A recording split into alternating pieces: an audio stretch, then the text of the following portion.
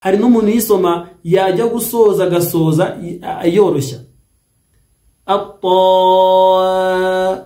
uku niko iyo utangira uyibyibushya ariko wajya gusoza ugatangira uyoroshya kubera iki kandi uko watangiye uyisoma uko watangiye uyibyibushya ni nakuri buze gusoza hari abantu basoma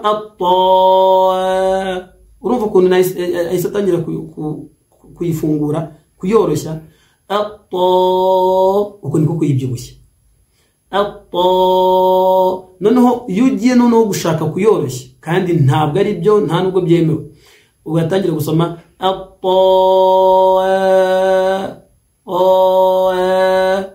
uko ntekereza ko dusubije wari wabajije iki kibazo inshallah nundi wese washaka kubaza nundi wese wagira inyunganizi aduha inbox ya Sheikh bifunguye yamwegera nimba ari ikibazo afite cyo kubaza akakibaza nimba ari n'inyunganizi inshallah twebwe turi tayari mu gusoza amasomo yanjye rero amasomo yana nateguye nayo ngayo ariko ntabwo nasoza ntashimiye bamwe mu barimu bakoze uko bashoboye amasomo barayakurikira hano mfite abarimu masha Allah bageze muri batatu hafi bane mpamvu ukomeza kugumisha qaf nkuko ndimo kuyisoma hari igihe ujya gufungura qaf ugashiduka yabaye qah ngurugero kenshi bikunda kuba ku muntu ushaka gusoma iriya ta marbuta ashaka nyine kuyisoma ngibe ha nkuko nundi mu mategeko ariko bimeze ariko ajya gusoma gasoma ngo al-haqqa ushobora kubyibushya qaf ariko iyo ushatse gusoma iriya ta marbuta iriya ha ugashaka kuyisoma nako iri qaf ugashaka kuyisoma ngo wumvikanishe ha neza hari gishuduka yabaye qaf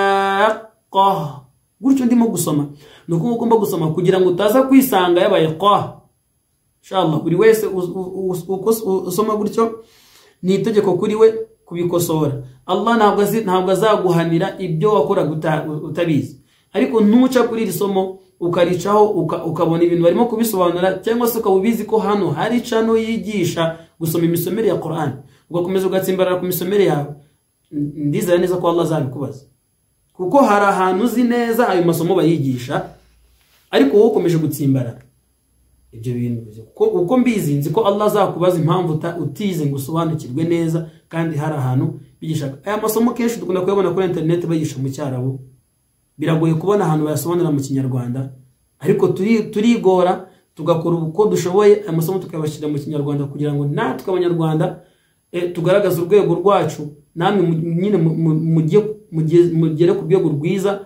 rwo kubona namwe mwakwisobanurira ibyanyu bana kujya gushaka umuntu ngaza abasemurire uri mwarimu wa Qur'ani mwiza ariko ugasanga ntushobora kujya imbere y'abana ngo ugishe tajwid kandi usoma neza ibyo tugomba kubikosora ndabyibuka ku munsi wo gusoza musabaqa umwarimu mu Bugesera Ramiro jazahullahu khairan yaranyegereye njye wabanje kwanza kumwegera ngiye nagiye kumwegera ndamubwira ati Evan congratulations tuwakoze abanyeshuri bawe masha Allah bagerageje gusoma neza kandi abanyeshuri be bari batsinze harimo abanyeshuri batsinze baje muri 5 ba mbere.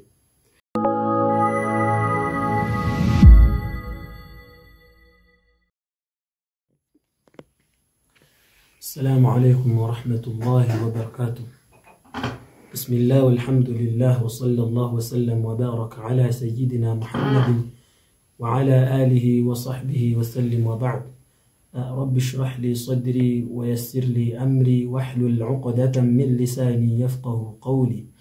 اللهم علمنا ما ينفعنا وانفعنا بما علمتنا وزدنا علما وفهما وتوفيقا وإخلاصا اللهم آمين. nkuko mubizi iyi ni gahunda twashyizeho mbere ya Ramadan, ni gahunda twaratangiye yo gutangira isomo rya tahsinu tilawa, ndetse twari tumaze gukora amasomo agera muri 5 niba atarane. Abantu benshi bari babikunze cyane, bityo kubera akazi kenshi twari turimo biba ngombwa ko tuba duhagaritseho gatoya, ariko turavuga tuzakomeza nyuma ya Ramadani tumaze guhuguka neza. Ariko alhamdulillah ubu ngubu noneho tugiye gukomereza kuri gahunda aho twari twagejeje, nkuko twari tugeze kuba abanyeshuri badusomera, cyangwa se ushobora kuba umunyeshuri, ushobora kuba umwarimu, nta kibazo ushobora kudusomera utifuje ko tuvuga amazina yawe, nta kibazo. Ushobora kugira ikibazo cyangwa se ikibazo cyose waba ufite ku somo twigishije, ushobora kutwandikira muri comment cyangwa se ukatwandikira inbox, byose biremewe kubishaka. Nkuko bamwe mu isomo tugiye gukora uyu munsi hari umuvandimwe wabyanditse yadusanze inbox atubaza icyo kibazo, bityo rero ntatinze hari umuvandimwe watubajije ngo tumusobanurire ku nyuguti enye zibyibuha. Inyuguti enye zibyibuha, izo nyuguti ni izihe? Ni dad, dha, sad na dad. Izo nyuguti yaratubwiye ngo tumusobanurire kubera ko hari abantu bazisoma bakazibyibushya mu buryo bukabije. Uko impamvu bivuga mu buryo bukabije nuko ibi bintu twarabisobanuye. Izi nyuguti tuzisanga muri hurufu al-isti'la. Inyuguti za hurufu al-isti'la twarazibonye kandi inyuguti zingahe? Ni inyuguti 7. Inyuguti 7 harimo sad, dad, ta, dha, qaf, ghain na kha. Inyuguti 7, ariko izi nyuguti niyo zaba zibyibushye gute? Ntabwo byemewe gusoma gukoresha umunwa. Ibyo kuvuga ngo kuzibyibushya ngo abantu bazibyibushya ngo bakarengera, izi nyuguti mu busanzwe zigomba kubyibuha kugira ngo uzitandukanye n'inyuguti zoroshye. Inyuguti zoroshye zigomba koroha kugira ngo uzitandukanye n'inyuguti zikoze iki? Zibyibushye. Kubera ko nkuko mu gitabo cya Ibn al-Jazari yavuze ati hariko hari inyuguti za isti'la, hakaba n'inyuguti za istifal. Hano rero hari ingero nagiye ntegura ku kijyanye n'izo nyuguti, uburyo tugomba kuzisoma, ariko tudasomye ngo tuzibyibushye cyane ngo dukabye cyangwa se ngo tuzoroshye. Twarabibonye, just no gusubiramo, ariko umuntu wakurikiye amasomo yose twigishije iri somo yararyumvise. Ariko nta kibazo, twebwe gusubiramo isomo kugira ngo mubashe kurisobanukirwa ntacyo biba bidutwaye. Inyuguti ya mbere mbanzirizaho ni inyuguti ya ta. Ta ni inyuguti tugomba gusoma, tuyisanga undi ta muri sifatul huruf tuyisanga ahantu hagiye hatandukanye. Harimo nkuko tuyisanga no muri isti'la, hari n'ahandi hantu tuyisanga muri sifatul huruf. Biidhnillah abantu bashaka gukurikira kumenya sifatul huruf bajye kuri amasomo ya Ustadh Khalid yigishije, inshallah ibyo ngibyo birimo. Ndetse no mu somo ryacu rikurikira dushobora kuzabigisha sifatul huruf, uretse ko ibyo ngibyo biri mu masomo Ustadh Khalid yigisha, nayo mujye muyakurikira cyane kuko nibyo bikwigisha izi nyuguti, nibyo bikwigisha gusoma izi nyuguti. Aho noneho ngewe isomo ryanjye tahsinu tilawa ni isomo rikwigisha noneho uburyo ugomba gusoma ya nyuguti. Ustadh Khalid aragusobanurira ati iyi nyuguti iboneka hano, isobanuka gutya. Noneho ngewe nkaza kukwereka ya nyuguti wayisoma nabi, nakubwira ati iyi nyuguti wayisoma gutya. Niho amasomo yacu atandukanira. Abantu benshi gutandukanya iryo somo birabananira. N'abantu batubwira ati isomo ryawe dukunda kubona risa nk'irya Ustadh Khalid, biratandukanye cyane. ngewe nukuza ugasoma inyuguti ukayisoma nkuko nkuko Ustadh Khalid yabikwigishije.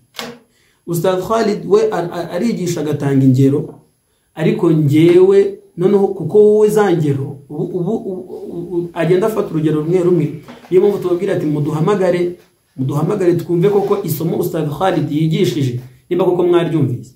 Ntabwo uzicara gutya ngo unote uvuge ati Ustadh Khalid yatwigishije gutya na gutya ngo bihite birangirira aho ngaho.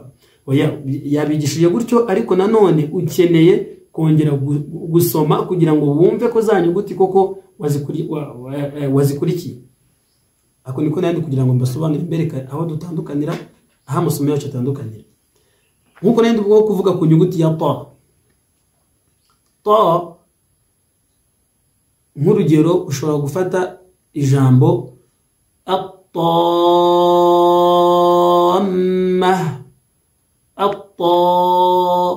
Hano iyi nyuguti abantu bayisoma, hari umuntu yisoma agasoma ngo atwa ta, turikumvikana ta akaba ta akaba nka ya ta yo muri France, ntago ari ta yo muri France. Hano ugomba gusoma ugakora iki, ukabyibushya ta ku buryo iraza kuza gutandukana naki na ta. Ta iboneka muri hurufu al-istifal, ariko ta yo tuyisanga muri hurufu al-isti'la. Hanga tugiye kureba hurufu al-isti'la na hurufu al-istifal kugira ngo wenda mubashe no gusobanukirwa cyane cyane, nubwo twagiye tubicamo ariko nta kibazo. Inyuguti ya ta urayisoma gute?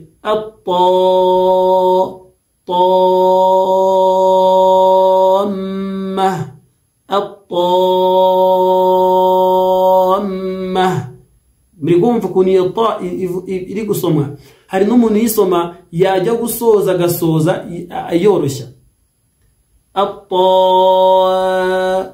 uku niko iyo utangira uyibyibushya, ariko wajya gusoza ugatangira uyoroshya. Kubera iki? Kandi uko watangiye uyisoma, uko watangiye uyibyibushya, ni nakuri buze gusoza.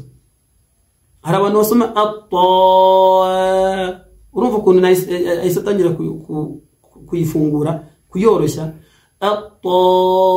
uko niko kuyibyibushya. Noneho iyo ugiye noneho gushaka kuyoroshya, kandi ntabwo ari byo, nta nubwo byemewe, ugatangira gusoma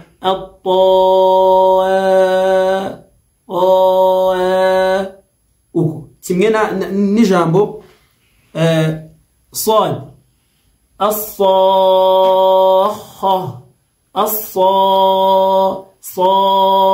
sad tuyisanga muri hurufu al-isti'la, nanone tukayisanga muri hurufu as-safir. Sad nayo tugenda tuyisanga ahantu habiri. Ushobora kuyisanga muri hurufu as-safir, ushobora kubaza hurufu as-safir ni iki? Hurufu as-safir ibi byose Ustadh Khalid arabyigishije. Nimba mushaka kubimenya mujya mu masomo yandi yabanje Ustadh Khalid, inshallah ibasobanurire. Ariko sad hano tuyisanga ahantu habiri, tuyisanga muri hurufu al-isti'la na hurufu as-safir. Iyo tugiye gusoma sad nayo nundi uraza kuyibyibushya nkuko wabyibuhije iki, ko wabyibuhije ta. As-sakha. Nyiri hano kuri sad ku kibazo uyu muntu yatubajije, ngenekereje kucyumva neza. Hari abantu basoma izi nyuguti ahanini bakanakoresha umunwa cyane, ibi nabyo twarabibonye.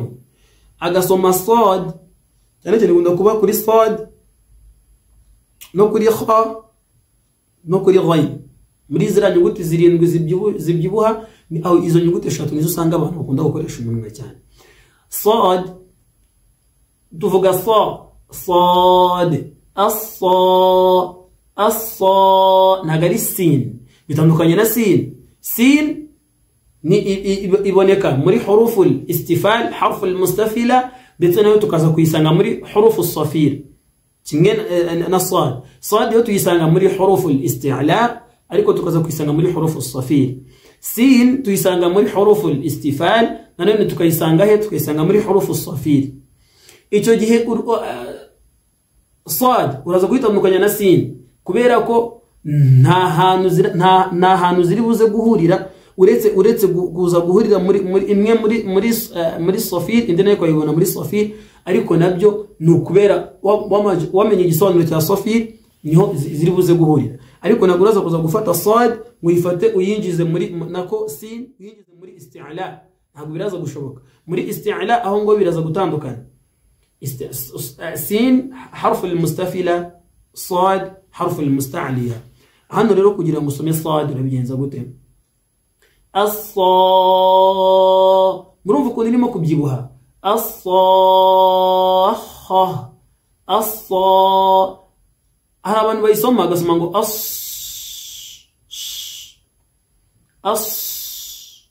Urabona umunwa, ntabwo gusoma sad gutya byemewe.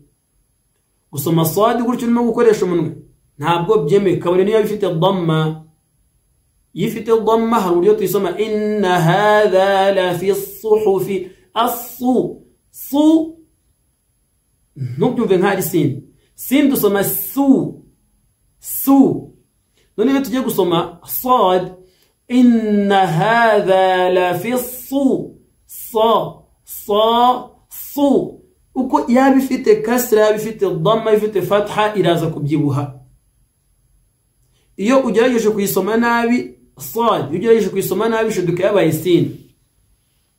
Iyo dusoma sin as-sultan as urumva iyo ngiyo nta no kubyibushya birimo, ariko ntujya gusoma sad inna hadha la fi su utumva ko mu kanwa harimo ikintu kibyibushye. Nuyisoma kuva ko mu kanwa nta kintu kibyibushye kirimo, uzamenye ko iyo sad iri dhaif. Nuta yisoma nanone kuyisoma ugasoma ngo inna hadha la fi su, ibyo nabyo ni amakosa. Iyi nyuguti ya sad harimo abayisoma cyane cyane nk'ifite madda as-sakha, nkuko watangiye ibyibuha ikigomba gusoza nanone ikora iki ibyibuha. Kiretse ndumva muri riwayat warsh nibwo basoma ngo ختم الله على قلوبهم وعلى سمعهم وعلى أبصارهم yumva itangiye isa nkaho ibyibushye ariko agiye gusoza ayo ibyo bifite amategeko yabyo, ntabwo ari byo turimo. Ariko nanone icyo gihe ugiye kuyisoma gutyo ugiye gusoma riwaya itari yawe. Kandi twige muri riwayat Hafs an Asim min tariqi Shatibiyya dusoma gute? Dusoma khatama Allahu ala qulubihim wa ala sam'ihim wa ala absarihim sad wa ala absarihim ghishawah wa ala absarihim yasad ifite amajwi angahe? Ifite amajwi abiri madu tabi'i. Noneho iyo ifite amajwi atandatu cyane cyane niho abantu bakunda gukorera ikosa, agatangira yibyibushya yajya gusoza, nimba ari ukunanirwa, nimba ari iki simbizi aho ibyo bintu babikura. Nkuko twabonye hano fa idha ja'at as-sakha, uragomba kwitonda cyane cyane kuri iyo madda as-sakha as-sa muri kundeba uko nkuko niko ugomba gusoma iki? Ugomba gusoma iyo sad. Dukurikizeho dad. Dad nayo ni kimwe ni sad, kimwe ni ta. Dad tuyisanga muri hurufu al-isti'la. Wala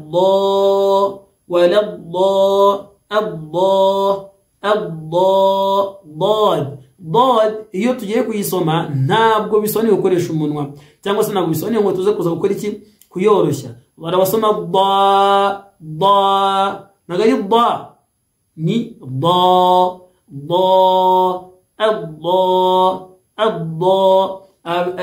muri huruf muri sifatul huruf cyangwa nako makharijul huruf. Ustad Khalid ay masomo yagiye yasobanura igihe kinini cyane. Abatari bakurikira amasomo rwose mwihangane mujye ku isomo rya mbere, nta somo na rimwe ririmo rirengeje iminota 30. Mugerageze mugende ku isomo rya mbere, rya kabiri, rya gatatu, mufate amasomo ya Ustad Khalid mujye mukurikirana, mufate n'amasomo yanjye. Ntago ari amasomo menshi kuko megabytes zacu hari byinshi tuzikoresha by'amatiku n'iki ariko wallahi ukaba utafata umwanya gukoresha megabytes zawe ukora iki wiga kandi ibyo bindi urimo kujyana mu megabytes zawe ahanini nta nakamaro birakumarira uretse kubona ibyaha byonyine ariko gufata megabytes zawe ukicara ahantu utuje ugakurikirana amasomo ayo masomo urimo kwiga ejo nejo bundi uraba umwarimu ubu ngubu uri umwarimu ejo nejo bundi uzagira abayobozi bari ku rwego rwo hejuru bumva urwego rwawe tubwira ati bana genda ariko icyo gihe niba kugira ngo genda uzatangira kwicuza ati yo nza kumenya ari amasomo nkabona arakurikiye wallahi amasomo tubigisha ni amasomo y'ingenzi ni amasomo meza cyane amasomo adufasha gukora iki gukosora imisomere yacu twari turi kuri ضاد ولا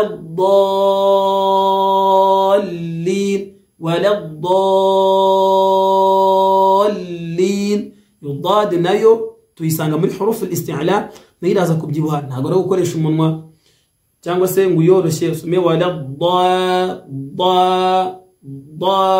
agaruko nguko basome iki basoma ضاد dufata urugero dufate dha ni dufata dha turadusigaje wenda izindi ngero zindi eshatu turebaho dha الظالمين إن الله لا يهدي القوم الظالمين إن الله لا يهدي القوم الظالمين utangiye ibyibushye ndetse uraza no gusoza ibyibushye iyo dha iyo nayo tugomba gukora iki kuza kuyikosora tukareka gukoresha umunwa cyangwa se kuza kuyoroshya الظالمين cyangwa se الظالمين hari abantu basoma gutyo ariko ayo ngayo ntabwo ari amakosa akomeye cyane ku buryo yahindura ibisobanuro cyangwa se yahindura inyuguti ariko nanone ku muntu ukeneye imisomere myiza niyo mpamvu habaho tahsinu tilawa hari uburyo ushobora gusoma inyuguti bikaba nta kintu bihindura muri Qur'ani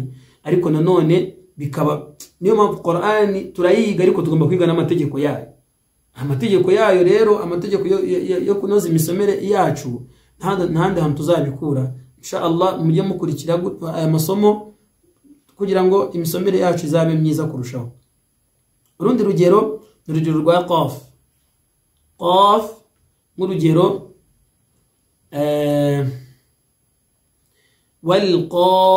والقائمين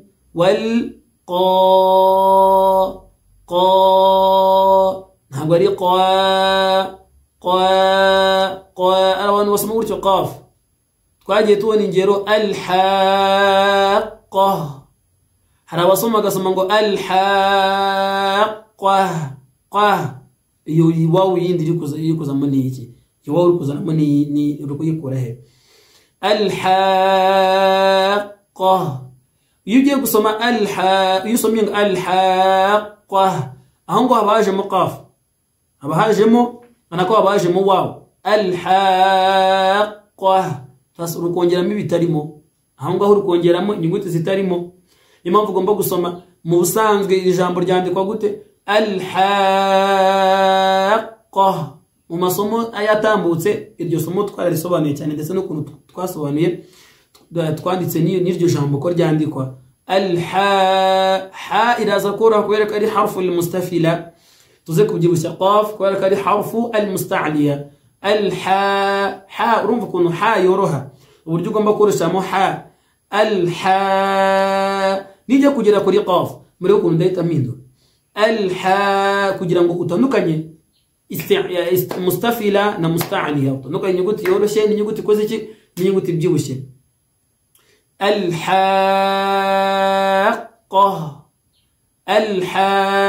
الحاقة hano hano impamvu ukomeza kugumisha qaf nkuko ndimo kuyisoma hari igihe ujya gufungura qaf ugashiduka yabaye qah ngurugero kenshi bikunda kuba ku muntu ushaka gusoma iriya ta marbuta ashaka nyine kuyisoma ngibe ha nkuko nundi mu mategeko ariko bimeze ariko ajya gusoma gasoma ngo alhaqqa ushobora kubyibushya qaf ariko iyo ushatse gusoma iriya ta marbuto iriya ha ugashaka nako iri qaf ugashaka kuyisoma ngo wumvikanishe ha neza hari gishuduka bayi qaf alhaqqa al-haqqa gutyo ndimo gusoma nuko ugomba gusoma kugira ngo utaza kwisanga yabaye qa. Inshallah buri wese usoma gutyo ni itegeko kuri we kubikosora. Allah ntabwo azaguhanira ibyo wakoraga utabizi, ariko ntuca kuri iri somo ukaricaho ukabona ibintu barimo kubisobanura, cyangwa se ukabubizi ko hano hari cano yigisha gusoma imisomere ya Qur'an, ugakomeza ugatsimbarara ku misomere yawe. Ndizera neza ko Allah azabikubaza, kuko hari ahantu uzi neza ayo masomo bayigisha, ariko wowe ukomeje gutsimbarara ibyo bintu. Uko mbizi nzi ko Allah azakubaza impamvu utize ngo usobanukirwe neza, kandi hari ahantu bigisha aya masomo. Kenshi dukunda kuyabona kuri internet bayigisha mu Cyarabu, biragoye kubona ahantu bayasobanura mu Kinyarwanda, ariko turigora tugakora uko dushoboye aya masomo tukabashyira mu Kinyarwanda, kugira ngo natwe Abanyarwanda tugaragaza urwego rwacu, namwe nyine mugere ku rwego rwiza rwo kuba namwe mwakwisobanurira ibyanyu, bana kujya gushaka umuntu ngo abasemurire. Uri mwarimu wa Qur'ani mwiza, ariko ugasanga ntushobora kujya imbere y'abana ngo ugishe tajwid kandi usoma neza. Ibyo tugomba kubikosora. Indi nyuguti dukurikizaho ni nyuguti ya kha. Kha iyo tugiye kuyisoma, ubundi kha iyo tuyisoma gute? Hari umuntu usoma agasoma ngo ni kha kha, yashaka kubijibusha usoma ngo ni kha. Kha ntabwo basoma ngo ni kha, usanga urimo kunyibara kuyikarata mu kanwa. Ubundi abahanga muri tajwid bavuga ko inyuguti ya kha hari uburyo isomamo nk'uko ngiye kuyisoma. Urugero, wa nufi kha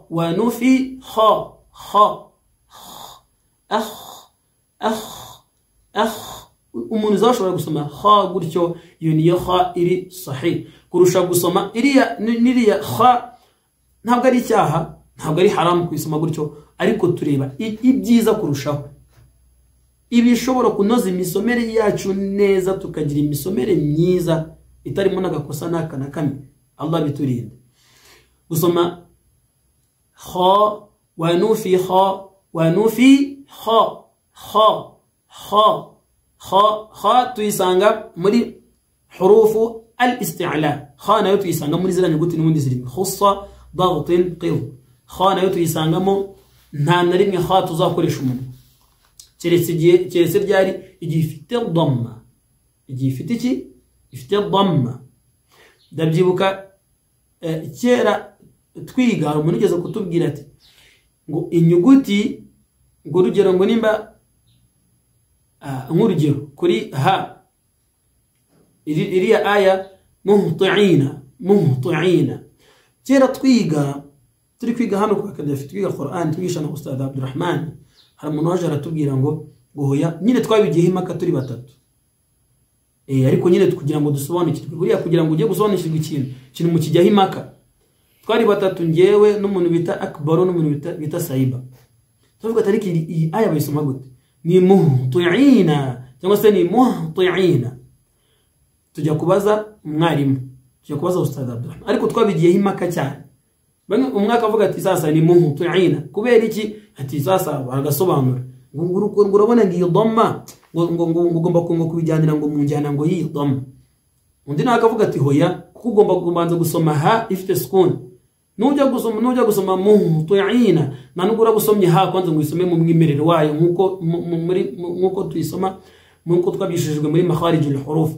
Ugomba gusoma gute? Muhti'ina, nagari muhti'ina. Twaragiye turicara tumubaze, tumusobanurire, tumugira ikibazo dufite, aradusobanurira. Ariko ubundi twa turi kureba cyane hano ku nyuguti ya kha, ariko mujye munaganira, mukore debate cyane z'amasomo ya tajwid, aho mugira ikibazo inshallah muba muziranye n'abantu benshi bagiye babizi babasobanurira. Twa turi kureba inyuguti ya kha, tureba cyane gukoresha umunwa. Niyo mpamvu nzanye urugero rwa ha. Kha iyo ifite sukun, ahanini habona ukunda gukoresha umunwa. Alladhi hum fihi mukhtalifun. Urukureba kha tayari nayo noneho nahise nyigira nk'inyuguti y'umunwa, kandi kha ntabwo tuyisanga mu nyuguti y'umunwa. kandi nta nubwo ifite dhamma ku buryo turaza kuza gukoresha umunwa. Turasoma gute? Alladhi hum fihi agari murebe na biratandukanye cyane. Numva nabo ugomba gusoma ngusome mukhtalifun cyangwa se yakhtalifun ntabwo ugomba kuza gukoresha umunwa. Niba tugomba gukoresha umunwa twarazize n'igihe inyuguti ifite dhamma, mu gihe inyuguti zidafite ibyo bintu ugomba kuzikoresha umunwa. Ugomba gusoma yakhtalifun apana bityo nacyo ntekereza ko nacyo mwagisobanukiwe. Inyuguti ya nyuma dusoma ni ghain. Yaghfirun, ghain nayo iragendera mu njyana imwe na dhamma, nayo ntabwo bisobanuye gukoresha umunwa. Ujye gusoma yaghfirun, yastaghfirun, umuntu usoma gutyo ntabwo dukoresha umunwa ngo dusome la. Cyangwa se ugasanga ghain kimwe n'izi nyuguti za kha usanga yazigize qalqala. Yastaghfirun, yakhtalifun, cyane kuri kha ntabwo bikunze kubaho. Kuri ghain cyane niho abantu bakunda kuyigira qalqala. Ugasoma ngo yastaghfirun, ghain ntabwo tuyigira qalqala. Ghain iguma ifite sukun tukayisoma mu buryo bwayo. Yastaghfirun, ni mujya gukurikira isomo rya makharijul huruf, hari ahantu twasobanuraga tukavuga ati gha ghi ghu urumva duhera kuri ghain ifite sukun. Ghain kimwe na kha ifite sukun. Kha khi khu kha khi khu urumva iyo kha ifite sukun ntabwo iri ubwo ugomba kuyisoma gha ghi ghu no yaghfirun yakhtalifu nuko ugomba gusoma izo nyuguti. Ntekereza ko dusubije wari wabajije iki kibazo. Inshallah nundi wese washaka kubaza, nundi wese wagira inyunganizi aduha inbox ya Sheikh mifunguye, yamwegera nimba ari ikibazo afite cyo kubaza akakibaza, nimba ari n'inyunganizi inshallah twebwe turi tayari. Mu gusoza amasomo yanjye rero, amasomo yanateguye nayo ngayo, ariko ntabwo nasoza ntashimiye bamwe mu barimu bakoze uko bashoboye, amasomo barayakurikira. Hano mfite abarimu mashallah bageze muri batatu hafi 4. Ndabyibuka ku munsi wo gusoza musabaqa umwarimu mu Bugesera Ramiro jazahullahu khairan yaranyegereye. Ninjye wabanje kwanza kumwegera, ngiye nagiye kumwegera ndamubwira ati Evan, congratulations, tuwakoze, abanyeshuri bawe mashallah bagerageje gusoma neza, kandi abanyeshuri be bari batsinze, harimo abanyeshuri batsinze baje muri 5 ba mbere. Aramfata aranyegera arambwira ati buriya ustazi, ibanga rya mbere nakoresheje nayo masomo yanyu. Mwarimu mu Bugesera Ramiro nayo muzagende mu mubaze, niyo wanyibwiriye ayo magambo. Arambwira ati ya masomo yanyu mutwigisha aradufasha cyane. Ati kuko ngewe ndagenda nkayafata nkashira imbere y'abana, mwebwe ubwanyu nimwe mu basobanurire. Nese wa mugani ibintu tubivuga mu Kinyarwanda, nta rundi rurimi dukoresha. Iyo uzi ko umwarimu ushaka ko abana be batera imbere, wallahi urufata ugashira hariya mushaka uturadiyo mu isoko tugure 5,000 bingahe, ugakonekta na telefone yawe. Ntago ari paka wenda ngabana ngo babirebe neza gutya imbere kuri kamera. Ushobora gufata telefone ugatereka hariya, ugafata radio ugashira hariya. Wenda aho abana ikintu ugomba gukora mwarimu, banza ufate video mbere kujya kuyereka abana, ubanze ubisubiremo, ubanze uyirebe inshuro zigeze nko muri 3, ku buryo ahantu abana bari buze kuvuga ati hano ntabwo turi kuhareba, wowe mwarimu uhagaze ku ruhande ubereke ariko ikigamijwe cyane cyane niki nukumva bumve ibintu turimo gusobanura nihagera no ku kibazo kuvuga ati ntabwo turimo gusobanukirwa geste akoresheje ni yihe we mwarimu kamura aho ngaho ku ruhande ndetse abarimu ikindi tubasaba inshallah mushobora kuba tayari mukatubwira ati turifuza ko abana bacu bajya basoma wenda mukabakosora ntabwo nta kibazo nkuko abana banyu hari igihe basoma kuri Voice of Africa natwe dushobora kubikora tukabakosora ndetse tukabakosora neza ibyo byose tubikora mu nyungu zanyu undi mwarimu nshimira no mwarimu yigisha Nyanza Mugandamure Ustadhi Bunani Ibrahim nayo turamushimira cyane aya masomo yacu ari mu bantu bayakurikira bwa mbere Ustadhi Ibrahim jazahullahu khairan nari mu bantu badukurikira 100% kandi uko twigeze kujya i Nyanza ye n'umuvandimwe Ustadh Khalid tugiye gukosora musabaka yateguwe na Mugandamure batubimo turere tugiye dutandukanye mashallah twumvishe ibintu bitanga umusaruro cyane kabisa alhamdulillah Ustadh Ibrahim Bunani Ibrahim komerezaho undi mwarimu ni umwarimu nawe wigisha mu Bugesera Rajab nawe turamushimira ari nayo wabajije iki kibazo isomo tubasobanuriye we ararize ariko aravuga ati kuki numva abantu basoma gutya ati muzagerageza isomo muryigishe ariko Rajabu yengo yize hano mashallah ni Ustadh Bunani Ibrahim nawe yize hangaha aya masomo barayazi ko twarayigishaga bakayakurikira ariko Ustadh Rajabu yaratubwiye ati akajya duha n'ingero kavuga ati basoma gutya ariko hari abandi bantu numva basoma gutya ati rero mwege mugerageze kwigisha aya masomo muzagerageze mwigishe uburyo izi nyuguti zisomwa uburyo tugomba kuzibyibushyamo n'uburyo nyine tugomba kuzisoma mu mwimerere wazo aba bantu ndabashimira cyane saba gusa namwe mwese mudukurikira wallahi mudahari buri twigishije ibintu nimubirebe se twazagaruka impamvu tugaruka tugashyiramo imbaraga nuko muhari niyo mpamvu mu gihe murimo kudushyigikira natwe turahari ku bwanyu twiyemeje kuzara tubahereza amasomo 2 mu cyumweru isomo rya tahsinu tilawa n'isomo rya tajwid ikindi kizakurikira uzagira imisomero iri hasi fala yalumanna illa nafsa nazagira uwarenganya ahubwo azirenganywe ku giti cye bityo dusoza basabira ko kwa Allah mwese azabahe gufata Qur'an batarayifata ndetse aduhe no gushyira mu bikorwa ibyo twiga aturinde ibibi aturinde nababi ndetse azadushyire mu bantu ba Qur'ani Allahumma amin وصلى الله وسلم وبارك على سيدنا محمد وعلى آله وصحبه وسلم وبعد والسلام عليكم ورحمة الله وبركاته